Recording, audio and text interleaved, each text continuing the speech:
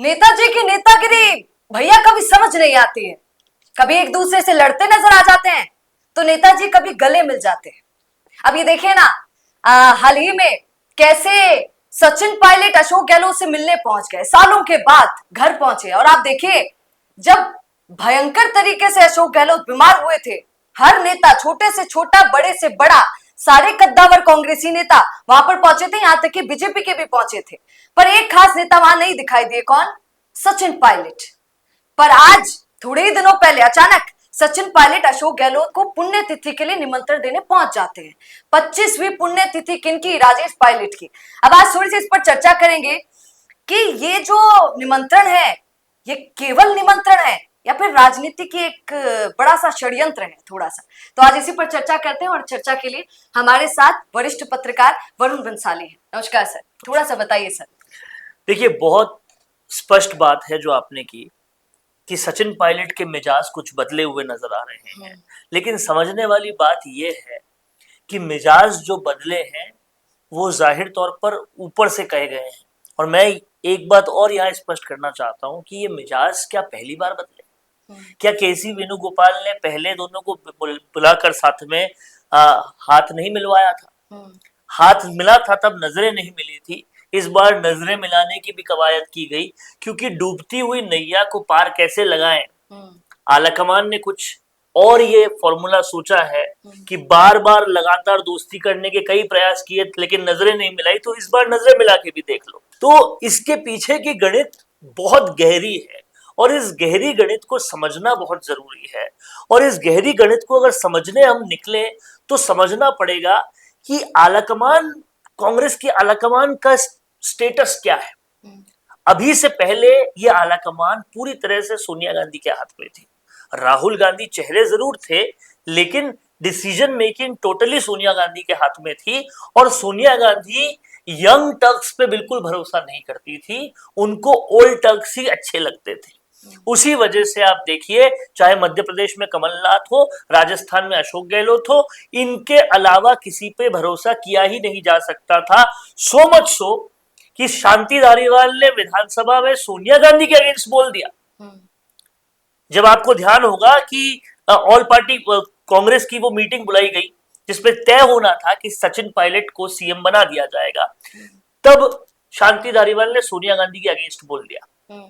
उसके बावजूद भी टिकट शांति धारीवाल को मिला, क्योंकि वो अशोक गहलोत की रिकमेंडेशन मतलब चलती अशोक गहलोत थी।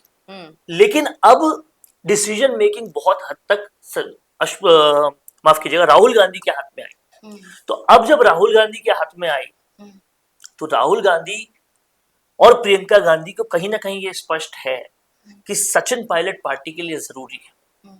अगर ये स्पष्ट नहीं होता तो हर चुनाव, चाहे वो हिमाचल का चुनाव हो, चाहे वो दिल्ली का चुनाव हो, सचिन पायलट ही इनके पास इकलौते ऐसे नेता नहीं होते जो लोगों को अट्रैक्ट कर सकते। और यही नहीं, इंडिया गठबंधन का जो सपना था, उस सपना में भी इकलौता कांग्रेसी वो सचिन पायलट ही था, जिसको दूसरे दल भी चाहते थे कि हमारे यहाँ आके प्रचार करें। तो सचिन पायलट की इंपॉर्टेंस ये दोनों जानते हैं और सचिन पायलट को आगे और ज्यादा इंपॉर्टेंस देना भी चाहते हैं।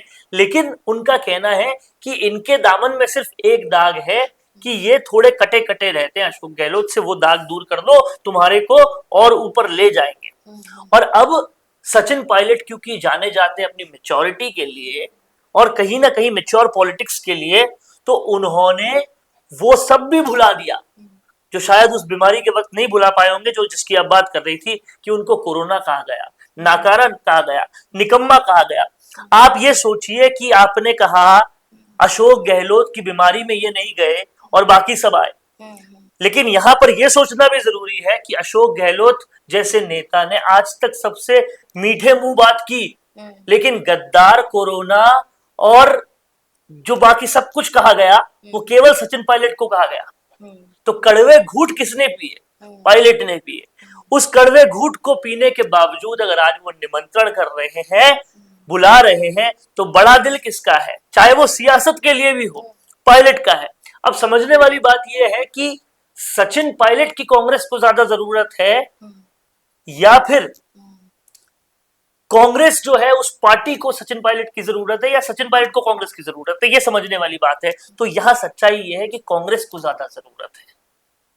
कांग्रेस, आपने इंडिया टुडे का हाल का वो सर्वे देखा होगा, कुछ साल पुराना सर्वे है, जिसमें इंडिया टुडे ने पूरे भारत में सर्वे करके ये निकाला कि अगर कोई कांग्रेस का लोकप्रिय नेता है तो उसकी फहरिस्त में सचिन पायलट बहुत ऊपर आते हैं। लोकप्रियता की दृष्टि में सचिन पायलट ऊपर है। हाँ, पॉलिटिकल गणित बिठाना, इन सब में अशोक गहलोत उस्ताद रहे, इसलिए कुर्सी उनको मिली। सोनिया गांधी के करीबी थे इसलिए कुर्सी उनको मिली, लेकिन लोकप्रियता की दृष्टि में सचिन पायलट अभी भी आगे हैं। अब ये बड़ी बात है कि सचिन पायलट की ये जो करीबियां दिख रही है अशोक गहलोत से, ये करीबियां आलाकमान के बोलने पर है या खुद से है। तो मैं ये समझता हूं कि खुद से नहीं हो सकती, ये पूरी तरह से आलाकमान के बोलने पर है। और कहीं ना कहीं अब राहुल गांधी के लिए जो एक बात कही जाती है कि वो हमेशा बड़ा दिल दिखा देते हैं, और वही बड़ा दिल रखने को उन्होंने सचिन पायलट को भी कहा होगा, क्योंकि साफ है कि सचिन पायलट का सफर लंबा है।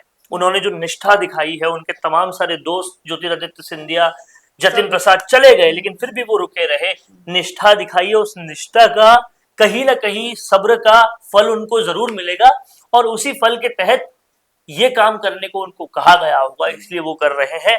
सचिन पायलट एक ऐसे शख्स है, एक ऐसे पॉलिटिशियन है जो कभी भी न मुंह से कड़वा बोलते हैं, न दिखाने में कुछ कड़वा करते हैं, और कहीं ना कहीं इसके पीछे आलाकमान का ही कोई इशारा है कि वो अशोक गहलोत से अब मिल भी रहे हैं, नजरें भी मिला रहे हैं, हंस के बात भी कर रहे हैं। और अब अशोक गहलोत को समझना होगा कि वो अपनी पूरी पॉलिटिकल जर्नी में जो सबसे बड़ी दुश्मनी निकाल रहे थे सचिन पायलट से, अब वो भी बड़ा दिल दिखाएं, इसको कम करें, और तभी कहीं ना कहीं कांग्रेस आगे बढ़ पाएगी। बिल्कुल। और सर, आपका ये कहना तो बिल्कुल मुझे ठीक लगा, क्योंकि याद आता है सचिन पायलट का खुद का वो डायलॉग, वो हमेशा कहते हैं ये बात कि सर पर रखिए बर्फ और मुंह में रखिए मिठास, तो आप अच्छे पॉलिटिशियन बन जाते हैं। पर सर, एक बात आपने मान ली है आज, जो हमने अभी आपको बोला, हमने बोला कि अशोक गहलोत को मनाने के लिए और निमंत्रण देने के लिए सचिन पायलट इसलिए गए क्योंकि आलाकमान का दबाव उन पर है, जो आपने एक्सेप्ट किया। बिल्कुल है। पर सर, एक बात बताइए, ये आलाकमान का दबाव क्यों है? सब तो कहते हैं अरे अशोक गहलोत खत्म हो गए हैं, आप राजनीति में है नहीं, वो तो खाली बैठा बैठा काई करे ट्विटर खेला करे, तो ट्विटर खेल रहे हैं, अब उनके पास कोई काम धंधा है। देखिए, अगर तो अशोक गहलोत, दीजिए कि उनका बोलबाला आज भी है। अगर अशोक गहलोत केवल ट्विटर खेल सकते होते, अगर उनकी पॉलिटिकल गणित में दम नहीं होता, तो आप ये समझिए कि वो होटल में इतने सारे विधायकों को बंद करने में कामयाब नहीं होते। जो विधायक उनके खेमे के नहीं थे, उनको भी बंद कर चुके थे। कोई तो वजह होगी, कईयों के राज है उनके पास आज भी, कईयों के राज है उनके पास, अशोक गहलोत के पास। हाँ, कईयों की दुखती नस है किसी के पास। और आप ये समझिए कि उनके ओएसडी ने कुछ कॉल रिकॉर्डिंग्स तो बता दी, कुछ तो और भी होंगी। बिल्कुल। और भी बहुत सारी चीजें अशोक गहलोत के पास है, और कहते हैं कि अशोक गहलोत वो पॉलिटिशियन है जिसके पास बहुत सारी नसें दबी हुई हमेशा रहती है, और कहीं ना कहीं ये नसें हर जगह से रिलेटेड होती है। इसलिए अभी के हालातों में अगर राजस्थान को आगे बढ़ाना है तो कांग्रेस को एक एकता दिखानी जरूरी है। बाड़मेर में एकता दिखाई, अब उस बाड़मेर की बात कर लेते हैं। आप सोचिए, ये वही बाड़मेर है जहां से सबसे बड़ी रार शुरू हुई थी, क्योंकि हनुमान बेनीवाल को इंडिया गठबंधन में लाने वाले अशोक गहलोत थे ताकि उनका बेटा जीत जाए, और उसी हनुमान बेनीवाल के उम्मीदवार को निकालने वाले सचिन पायलट, हरीश चौधरी, उम्मीदवार डोटासरा, ये टीम थी। तो एक ही पार्टी के अंदर ये दो काम हो रहे थे। अशोक गहलोत की गाड़ी देखी गई, जो गाड़ी अशोक गहलोत के लिए काम करती थी वही रविंद्र सिंह भाटी के प्रचार में देखी गई। आप समझिए, अमीन पठान जो रविंद्र सिंह भाटी का साथ दे रहे थे वो अशोक गहलोत के खास थे। ये सब समीकरण होने के बावजूद बाड़मेर में सबका साथ दिखना, ये समझ पूरी तरह से समझ में आता है कि डंडा ऊपर से लगा है। बिल्कुल। और ये डंडा इसलिए है कि कांग्रेस मरती क्या न करती, अब तो साथ में आना पड़ेगा, नहीं तो कहां जाएंगे। बचा क्या है? हिमाचल कर्नाटक को छोड़ दे तो क्या बड़ा बचा आपके पास। तो इसीलिए ये साथ में आना पड़ेगा, नहीं साथ में आए तो फिर देश की सबसे पुरानी पार्टी इतिहास बन जाएगी। बिल्कुल। और सर, अभी आपने बोला ही कि साथ में तो आना पड़ेगा, अगर साथ में नहीं आए तो वो देखने को मिलेगा जो नहीं है। और सर राजस्थान तो आप कांग्रेस को देखिए ना, आप देखेंगे कांग्रेस अगर सबसे ज्यादा फोकस किसी राज्य पर रहती है तो वो राजस्थान है, क्योंकि उनको पता है कि राजस्थान से कुछ मिलने वाला है। एक दूसरा सवाल, क्योंकि आपकी बातों बातों पे मुझे याद आ गया सर, आज सीएम भजन लाल की प्रेस कॉन्फ्रेंस थी। अब उस प्रेस कॉन्फ्रेंस में क्या वो सुनिए आज, क्योंकि ये आज की करंट न्यूज है भाई साहब। प्रेस कॉन्फ्रेंस में देखा गया कि जो बीजेपी के कार्यकर्ता जो वहां पर एकजुट हुए थे सीएम को सुनने के लिए, वो गुपचुप गुपचुप बातें कर रहे थे, और गुपचुप गुपचुप बात ये कर रहे थे कि राजेश पायलट की पुण्यतिथि में अशोक गहलोत तो जा रहे हैं, और पहली बार जा रहे हैं सर, ये सुनिए, पहली बार जा रहे हैं।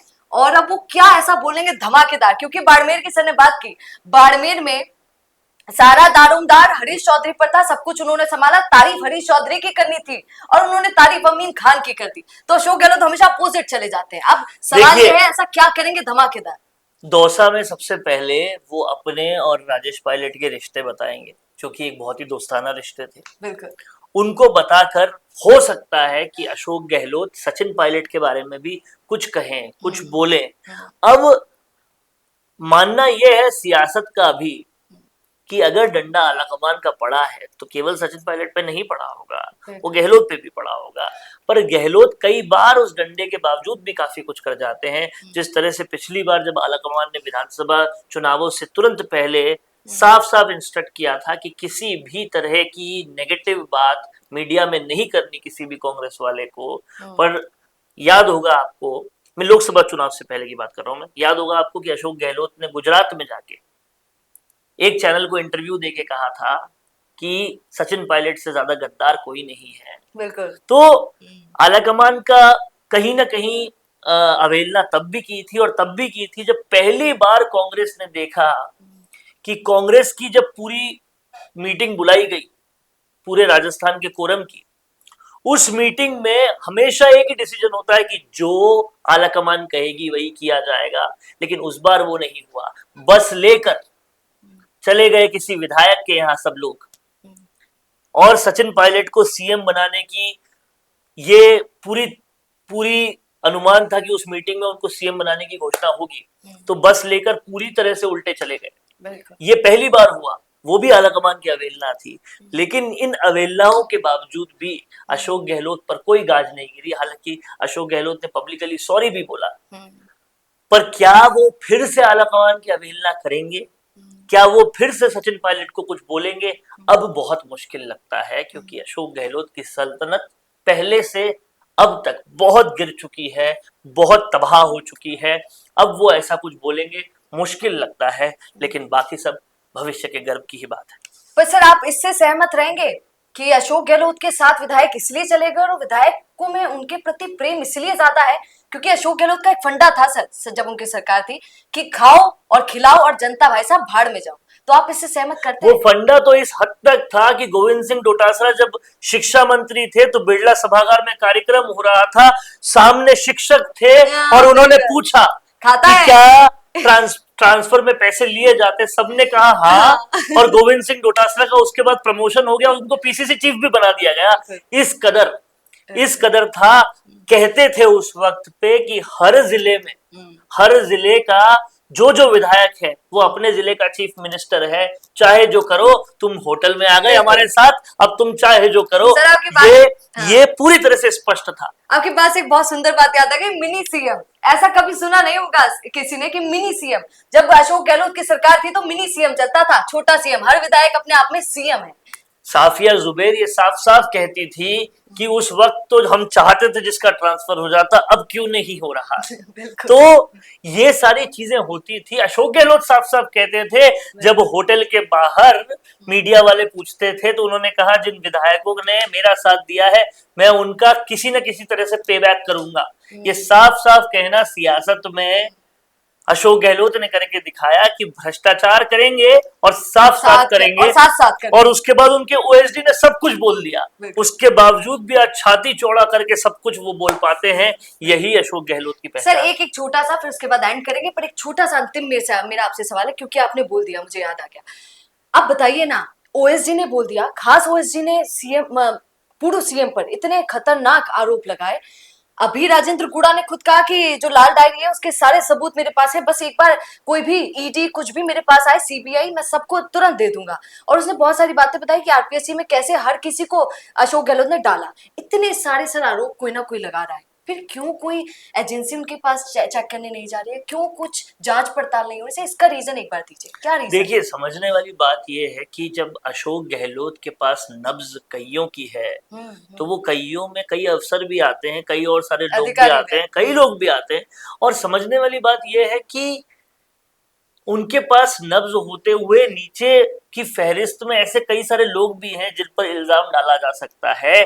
इसीलिए बार बार बात मगरमच्छ पकड़ने की होती है, बिल्कुल। जो अभी तक पकड़ नहीं पाए हैं। और कहीं ना कहीं इतने बड़े मगरमच्छ को पकड़ने के लिए बहुत सारी तैयारियों की जरूरत होती है। बहुत सारे, आपको पता है कि एसीबी में भी अगर किसी विधायक पे भी हाथ डालना है तो उन्हें पहले पूरी पूरी अभियोजन स्वीकृति लेनी पड़ती है। तो प्रोसेस बहुत लंबा है हमारे सिस्टम में, और वो प्रोसेस वाकई बहुत लंबा है। लेकिन इस सरकार ने एक बात जो अच्छी की, पहली बार न सिर्फ राजस्थान में बल्कि मुझे लगता है कि भारत में भी ये बहुत कम ही हुआ होगा, किसी सिटिंग विधायक पर एसीबी ने भ्रष्टाचार की कार्रवाई की है। तो ये एक शुरुआत है। अब इस शुरुआत से कई लोग सकपकाए हुए हैं, तिलमिलाए हुए हैं कि क्या कार्रवाई उन तक भी होगी। आप देखिए, ईडी ने भी कार्रवाइयां शुरू कर दी है। एसीबी ने प्रताप सिंह खाचरियावास के लिए भी अभियोजन स्वीकृति मांगी है, ईडी जा चुकी है उनके यहाँ पर। तो कई सारी चीजें हो रही है और ये अच्छी हो रही है।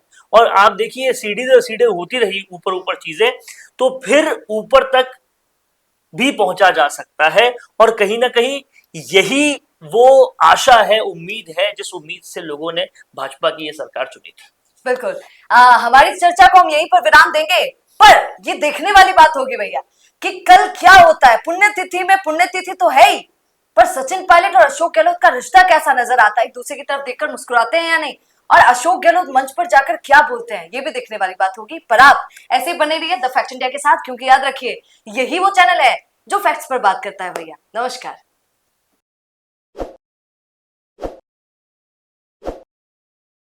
ताज़ा खबरों के लिए विजिट करें द फैक्ट इंडिया की वेबसाइट और डाउनलोड करें द फैक्ट इंडिया ऐप।